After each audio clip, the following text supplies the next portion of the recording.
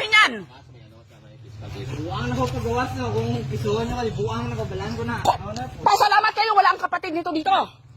Kahit polis kayo, tigyakan kayo sa bayad. Wala rin salamat. Mitsi kayo ha?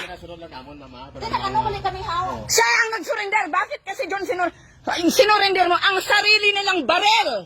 Kanila yon, hindi nila aminin. Wala mo na Hindi tanong ninyo nakakuha. Umayos ka putang ina nyo. Natrumano lang din eh.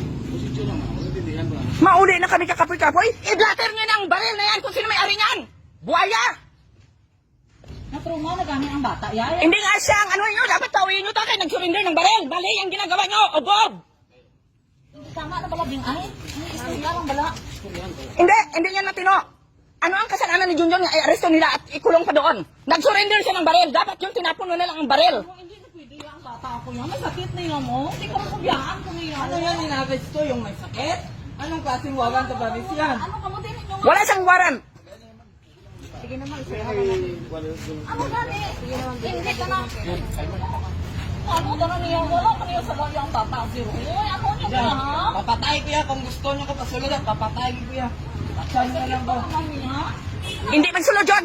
Hindi magsulod. Direta sa kalsada. Direta magpasikat. Antipas na pulis. Si Rapi, tulungan nyo kami. Ito, oh. Pwede ba to?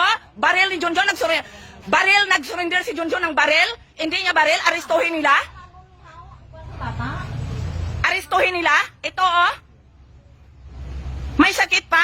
Kung walang mental problem, ipatubos nila. Manang mga buhaya. Huwag mong i-ano yan, Jo. Si Mamang dito, oh.